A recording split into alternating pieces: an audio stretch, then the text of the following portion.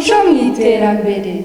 Murarikiye gukurikirana ikiganiro umuco mu iterambere kuri BTN TV, aho tugaruka kuri byinshi byaranze umuco wacu w'Abanyarwanda ndetse n'uyu munsi bikituranga dukwiriye gusigasira kugira ngo tugire rya terambere rirambye kandi rishingiye ku muco.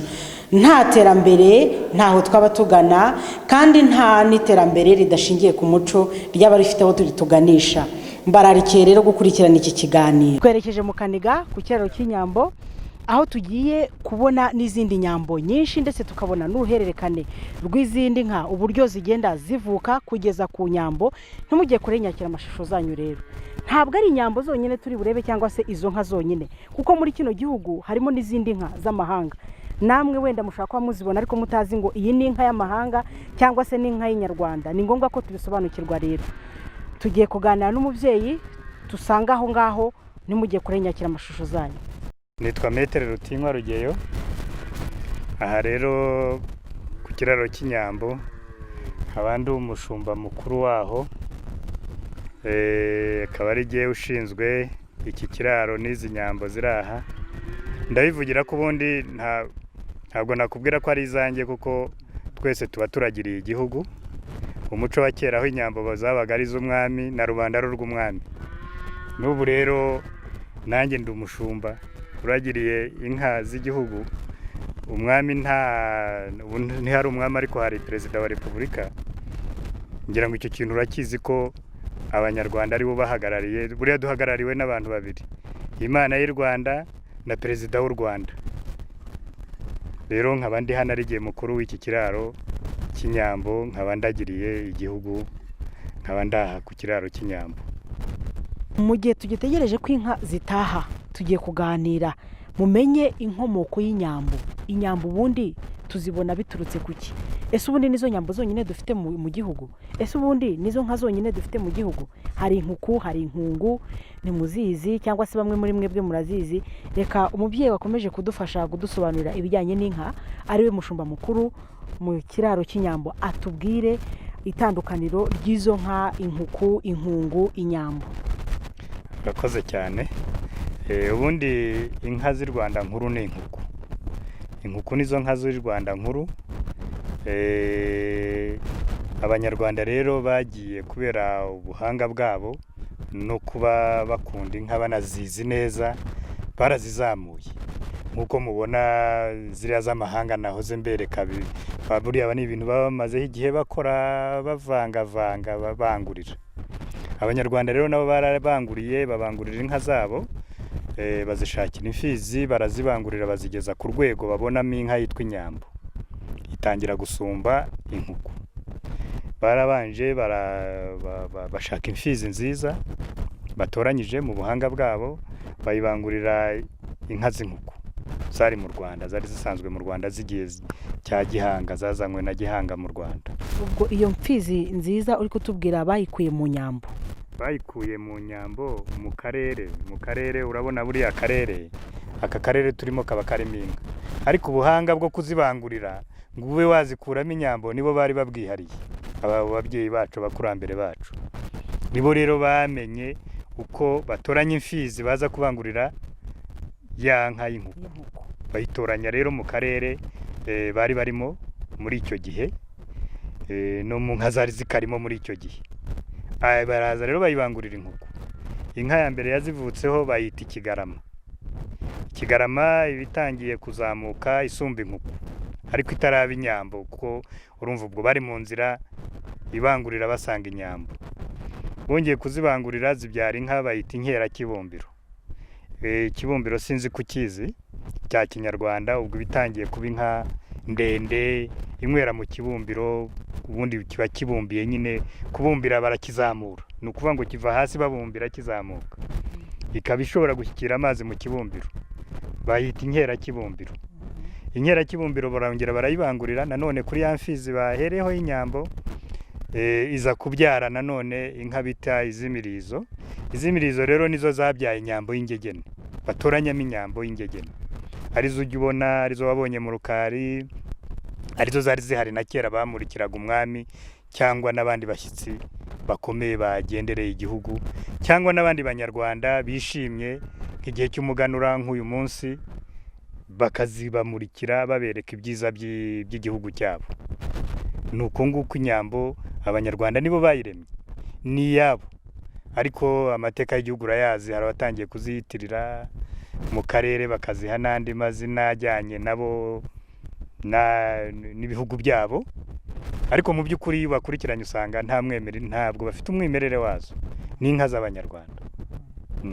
Arakoze cyane Maître ati inyambo kugira ngo ibe inyambo y'ingegene ariyo ya nyuma, ariyo nyambo tubona uyu munsi twasanga mu rukari ndetse n'izindi agiye kutwereka, mwumvisha uburyo zihererekanya, uburyo inyambo y'imfizi nyirizina bayibangurira ku nkuku, inkuku ikatanga iyo bita ikigarama, ibigarama nabyo bikabangurirwa bigatanga iyo bita inkerakibumbiro, inkerakibumbiro igatanga imirizo, imirizi igatanga ingegene ariyo nyambo nzima cyangwa se yuzuye twahoze tuvuga. Izi ni inkuku nakubwiye zitashye, izi nkuku zitashye, izi z'imbere ubona z'amariza ni inzirungu z'umugoroba, ujya wumva umugoroba.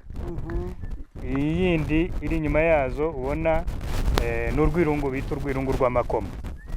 Iyi iri inyuma n'iriya nyana ntoya n'urwirungu rw'amakoma. Izi ni urwirungu rw'amakoma. Izi ni iz'umugoroba. Izi ni iz'umugoroba.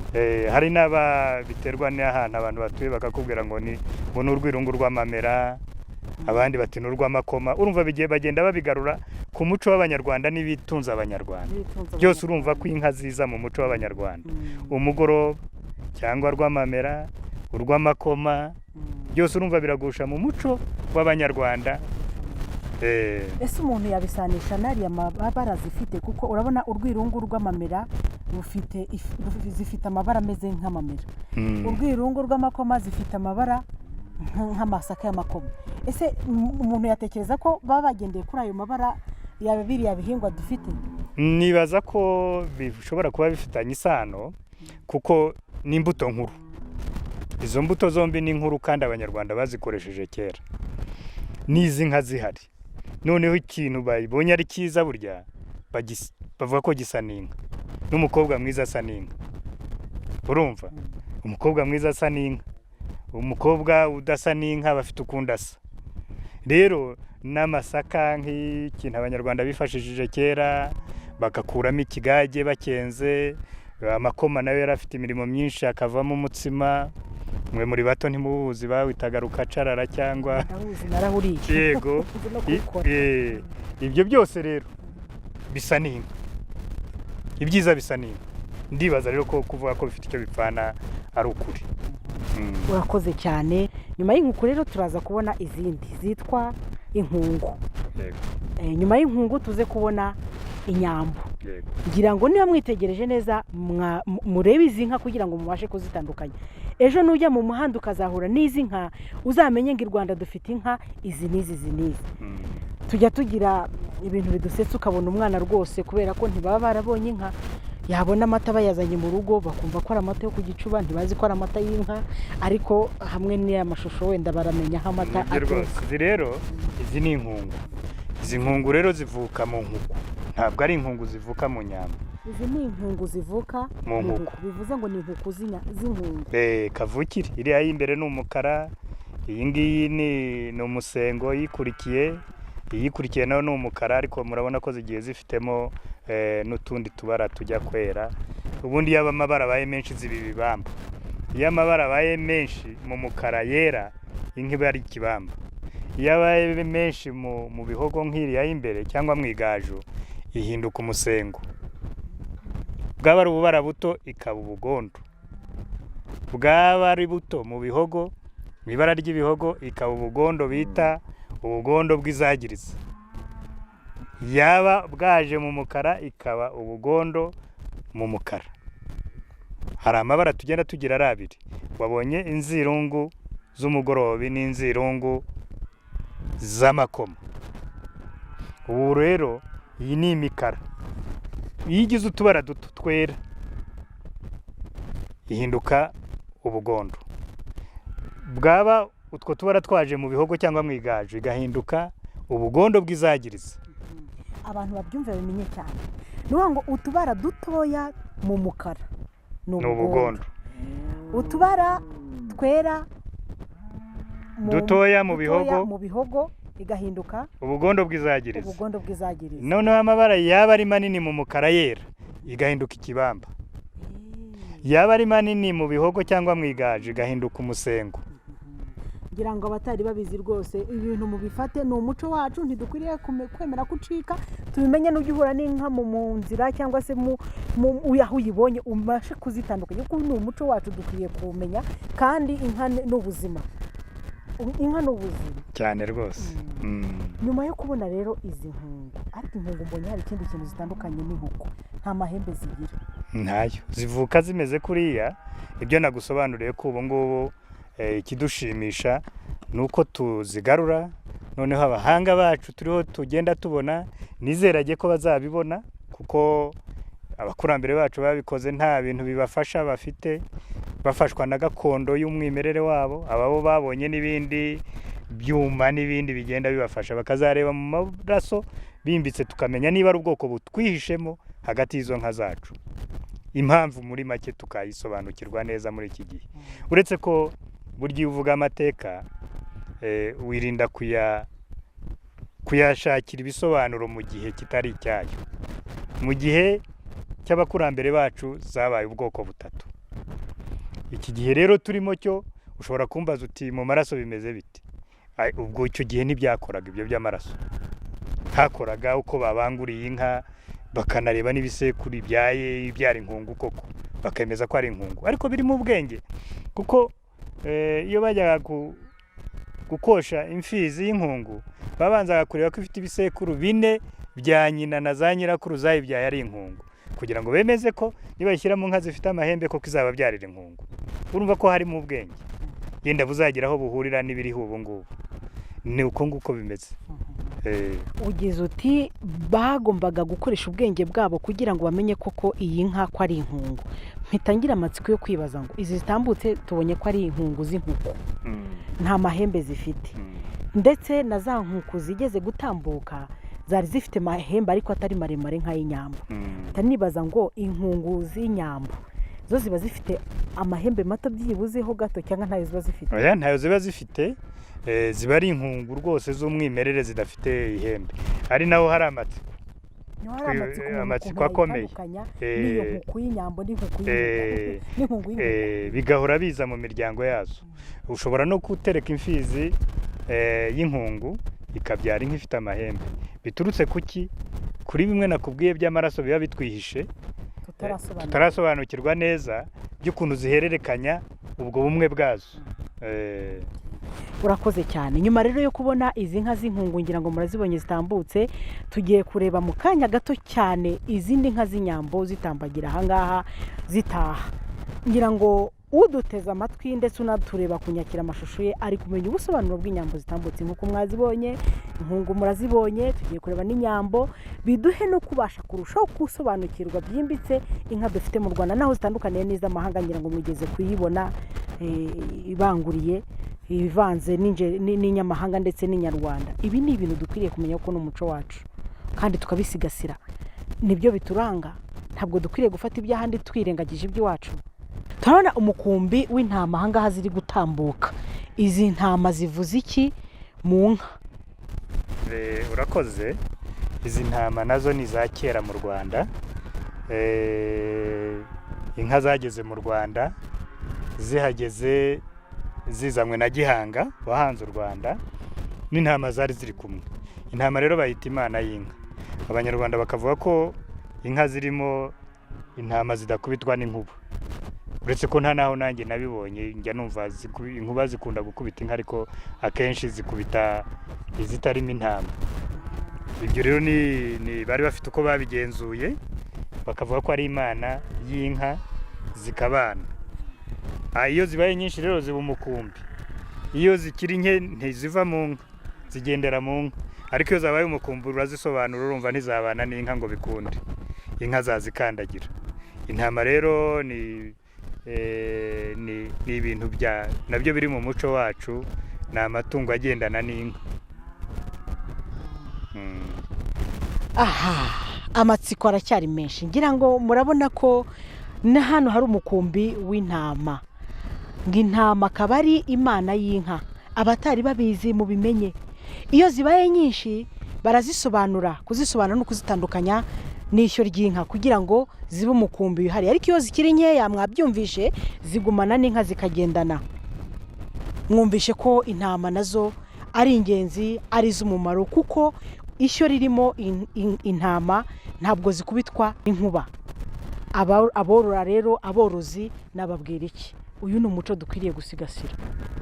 Ngira ngo twahoze tureba intama, umukumbi w'intama uba uri kumwe akenshi n'ishyo ry'inka, yaba inyambo cyangwa se n'izindi nka. Ubu rero ngira ngo muritegereza murebe izi nka z'inyambo twahoze tuvuga, ngira ngo mwumvishe uruhererekane rwazo, uburyo zivuka zihereye ku nkuku zikajya ku bigarama, zikajya ku nkera kibumbiro, zikajya ku mirizo, kugeza ku ngegene z'inyambo arizo izi ngizi mureba. Wadufasha ukadusobanurira izi nyambo, iyi iri imbere iteze neza ibikubwe ndetse mu ruhanga no mu ijosi, izirongoye yitwa ngo iki? Yitwa indemarugamba. Indemarugamba. Iyi ni nayo ikurikiye n'imfizi, imfizi y'umusore. Ni imfizi, murabona ibara ryayo zitwa ni ibitare, ivuka mu nka z'ibitare. Iyo rero kubera ko ari imfizi ikitwa rutare cyangwa rusa, cyangwa ikitwa rusa, rutare cyangwa rusa. Izi rero ni inyambo nazo zikiri ntoya, zigikura, ntabwo ari amajigije. Ubu iri bara ko mbona zifite ibara risa nkaho ari imwe, kereka iriya mfizi, iri bara ryitwa ngo iki? Izo ni ibihogo. Iriya mfizi rero niyo nakubwiye ko yitwa rusa cyangwa rutare. Ariko ibitare nabyo bibamo amabara abiri. Hari igitare cyera cyane, cyera nk'amahembe y'inka cyangwa cyera nk'amata. Hakaba rero n'igitare bita igitare cy'ingina. Biragenda mu mabara y'inka, ugasanga tugizemo mu ibara rimwe tugizemo abiri. Zikaba ari igitare, hakaba igitare cyerurutse, hakaba n'icyo cy'ingina. Niko amabara y'inka z'inyarwanda ameze. N'ibihogo, hari ibihogo hakazamo n'izo bita amagaju, nayo ugasanga utazi kubitandukanya neza, zose ukabona zisa, ukaba wabona ko ari ibihogo kandi zimwe ari ibihogo izindi ari amagaju. Kugira ngo urakoze cyane kudufasha kumara amatsiko abadukurikiye kunyakira amashusho zabo kuri izi nyambo ndetse n'uruhererekane rwazo n'izindi nka dufite mu gihugu cyacu ndetse n'izituruka hanze. Ariko hari inka utubwiye ngo ni rutare cyangwa se rusi, ariyo cyangwa rusa ariyo mfizi y'umusore. Bivuze ko hari ikuze. Nayo irahari y'ubukombe. Mwadufasha mukayitwereka? Reka mbabwire nayo bayicyure. Iyi mfizi y'ubukombe yitwa ngo iki? Iyi ngiyi ibara ryayo ni uruhogo, yitwa ubundi izina ryayo ni rudahera ishyanga. Rudahera ishyanga. Hanyuma izi mbyeyi biri kumwe ni izibana nayo, ni izifashe, ntabwo yaba yonyine. Ntabwo yaba yonyine. Ntabwo imfizi iba yonyine. Izi rero zibana nayo aha ngaha. Iyi ni ubukombe. Iyi mfizi rudahera ishyanga ariyo mfizi y'ubukombe ibana n'izi mbyeyi, ngira ngo zose wagiye utubwira nkumva zifite amazina. Kuki muhitamo, mukurikiza iki? Abise amazina mukurikiza iki kuziha ayo mazina, nko kugira ngo muyite ngo ni rudahera ishyanga? Haba hari amateka, hakaba ayayo ubwayo cyangwa y'umuryango w'inka ikomokamo, umutwe w'inka ikomokamo. Abantu rero bakayiha amazina bagendeye kuri ibyo byose. Ni ikiganiro cyaba kirekire kuko ishami ry'ubwisi ni rinini, ko na kera habaga buriya mu nka z'ibwami ziriya zo mu rukari, buriya zabagamo inzego 5. Inyambo zabaga ari inka ziyobowe n'umwami nyir'igihugu, nk'uko nabikubwiye ko ari we wabaga anahagarariye na rubanda, ariko agakurikirwa n'umutware w'ingabo. Umutware w'ingabo agakurikirwa n'umutware w'inyambo, babaga angana n'abandi batwara umukenke n'ibindi bice by'igihugu. Umutware w'inyambo agakurikirwa n'umutahira w'inyambo. Umutahira w'inyambo agakurikirwa n'abandi bashumba, akaba abashumba bato bita barenza amase. Ariko habagamo n'irindi shami ryihariye nakwita irya 5, riyobowe n'abo bita abisi b'amazina yazo, batoranya amazina yazo bagendeye ku mateka ni imitwe zikomokamo, kugira ngo zitazabyarana zivinda imwe, bigatuma bica inka rero zikazabyara ibyo bita amacugane. Ibyo rero byose byabaga biri mu nka. Ubwo rero ishami ryo kwita amazina urumva ko ni ikintu cyihariye kandi gikomeye cyane. Abo bantu ntibanahindukaga uko ari babiri, navuga umwami ntiyahindukaga mu nyambo, ariko n'umwisi ntiyahindukaga, yabiherezaga abandi bo mu muryango kugira ngo hatazazamo abasobanya basobanya inka zikazabyara amacugane. Iyo ni inzira nayo ijyanye n'ubwisi bw'inka, nabyo nubifatira umwanya tuzabiganira.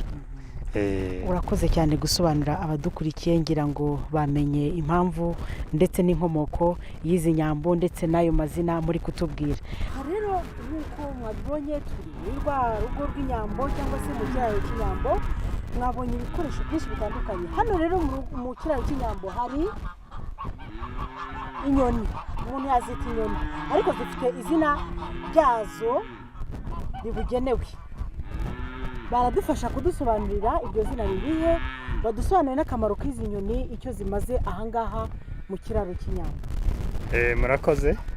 Izi nyoni zo ntabwo nakubwira ko ari nizo navuga ngo ni inyoni z'inyarwanda cyangwa ziki, uretse ngira ngo zo ntizigira umupaka. Inyoni ziba ikirere ari icyazo n'ubutaka ari ubwazo. Izi rero tuzikoresha mu bintu byo kurinda. Zirarinda cyane, zumva ikintu kikiri kure, kandi zigashobora gutandukanya umuntu mubi n'umwiza. Uzanywe n'umugambi mubi zirakumva, zikavuga ijwi ritandukanye n'ijwi zivuga iyo zumvise umuntu bisanzwe. Abashumba bari aha rero bakabimenya, bagasuzuma inka, bagasuzuma n'andi matungo, kandi zumvira kure cyane. Zifite ntuze yumvira kure cyane, zitandukanya n'abantu, zimenya abashyitsi, zikamenya n'abatari abashyitsi. Ikindi cya kabiri, hari nkuko nahoze mbikubwira, ni nka kuri ubona hariya hari inkoko, biriya inkoko zitoragura uburondwe, bwa burondwe nakubwiraga kera zashituraga n'inka. Hari n'utundi dusimba rero tuba turi aha mu ifamu zigenda zitora, bigatuma famu iba nziza. Niko kazi k'izi nyoni, nicyo zikora. Ni inyoni zihariye, zifite umwihariko ku bintu bijyanye no kurinda. Izi nyoni koko zirihariye nk'uko tubibona, uratubwiye ngo zibasha gutandukanya amajwi. Ndumva ziri no kuvuga cyane nuko zumvishijwe ijwi kuvuga, zirumva atari umuntu zimenyereye. Zitwa ngo iki? Ubundi zifite amazina yazo y'amahanga, ariko hano twazihaye izina bazita amasata. Amasata bigendeye uko zigenda ku murongo. Amasata nagusobanurira, isata ni umuyaga. Umuyaga zigenda nk'uwo muyaga rero. Ukunda kuba mu nyanja, cyangwa ukaba waba n'ahandi hatari mu nyanja ugatwara ibisenge. Hari n'igihe utwara amazi mu kirere uyakuye mu nyanja ukayafatisha ku musozi, abantu babibona bati ibivuye mu ijuru cyangwa ibindi, ariko abanyarwanda bakunda kubyita ko ari amasata, ari isata yaje mu nyanja cyangwa yaje mu kirere. Rero nazo kubera ukuntu zigenda bazihitiyemo iryo zina bazita amasata. Ubundi zifite ibizina by'amahanga, bazita ngo ni za uwa, niyo mazina yazo y'amahanga. Bivuze ngo mufite aya masata ahangaha muri iki kiraro cy'inyambo cyangwa se ikiraro cy'inka, ntimukeneye abandi barinzi bafite imbunda, ntimukeneye abandi barinzi bafite imiheto cyangwa se ibindi. Amasata arahagije rwose kumenya ngo uyu ni umwana uteye cyane cyane, arahagije gutandukanya kugira ngo umenye niba ukeneye ibyo wavuze, izo ntwaro wavuze. Umenye ko haje umuntu ufite ubukana, umushumba arabimenya akamenya uko yitegura rero. Abo bashumba baba baratowe, barabitowe cyane. Umushumba biri muri kamere y'umuco wacu. Umuntu uragira inka, nubwo hazi intare, irajya kugira ikikora mu nka uko we yamaze kumurangiza cyangwa we yayirangije. Ni umuco w'abanyarwanda, nta munyarwanda uhunga mu nka, agomba gutsinda byanze bikunze imbere y'inka. Murakoze cyane. Nta terambere ntaho twaba tugana, kandi nta n'iterambere ridashingiye ku muco ryaba rifite aho turi tuganisha.